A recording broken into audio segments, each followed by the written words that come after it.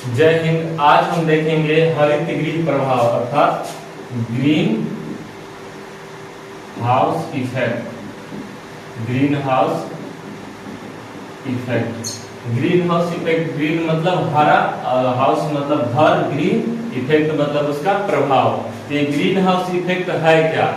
Green house effect का शब्द पहले ये जान लीजिए कि ग्रीन हाउस इफेक्ट का जो शब्द है ये आर्हेनियस ने दिया था। किसने? आर्हेनियस।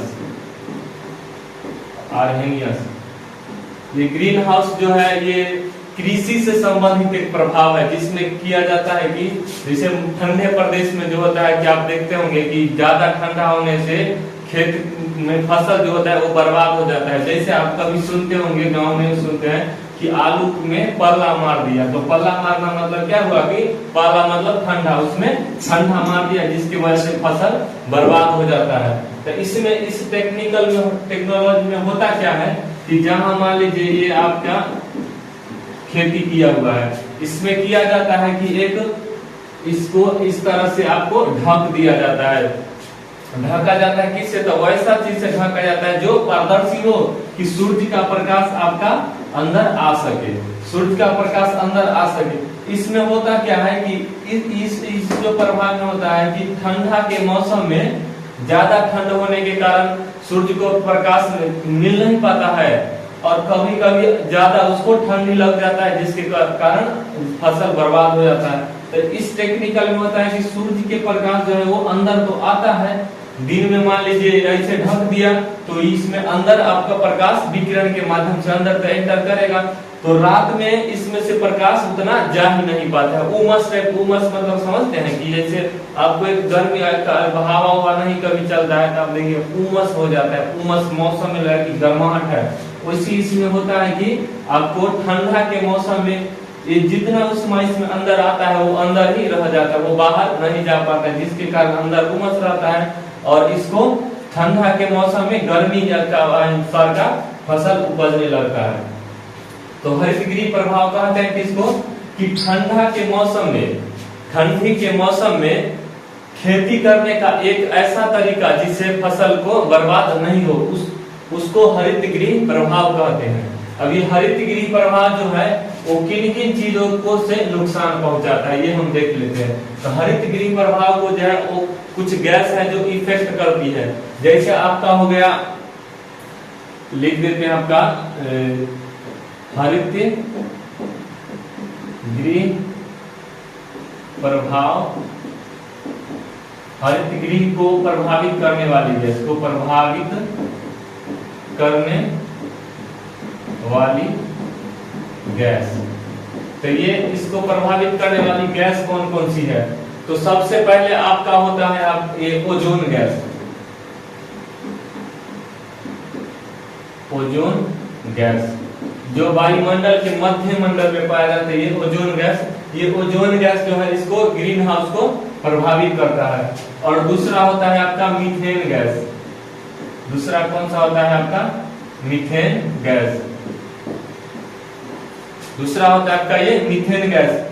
और तीसरा आपका होता है नाइट्रस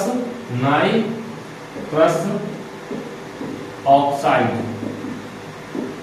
ऑक्साइड इसको NO2 लिखाएगा, इसको अमोनिया होता है क्या? सॉरी मीथेन होता है CH4। ये मीथेन हो गया, नाइट्रस ऑक्साइड हो गया और अगला होता है आपका ये हो गया। उसके बाद आपका एक जलवाष्प हो गया, जलवाष्प हो गया। तो इस प्रकार आप देखें कि ग्रीन हाउस को प्रभावित कौन कौन सी गैस करती है, तो ये मुख्य रूप से ये गैस करती है आपको।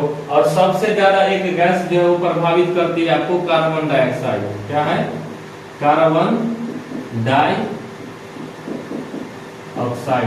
आपको एग्जाम में देखने को मिलेगा कि इनमें से कौन गैस जो है ग्रीन हाउस इफेक्ट को प्रभावित नहीं कर देती। इसमें से 3 रहेंगे, 1 नहीं रहेंगे, लेकिन वही आपको क्वेश्चन एग्जाम में मिलेगा कि ग्रीन हाउस इफेक्ट को सबसे ज्यादा कौन गैस प्रभावित करती है, तो वो कार्बन डाइऑक्साइड CO2 होता है।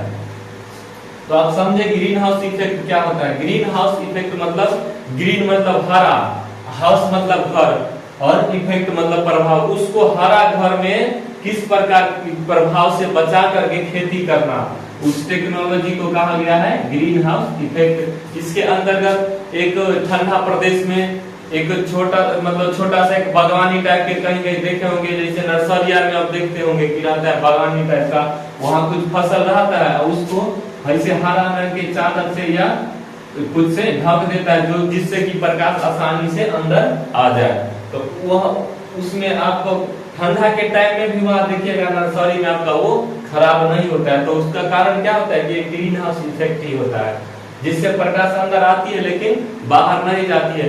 कोई भी पौधे को विकास करने के लिए सूर्य की प्रकाश की भी थोड़ी सी आवश्यकता होती है।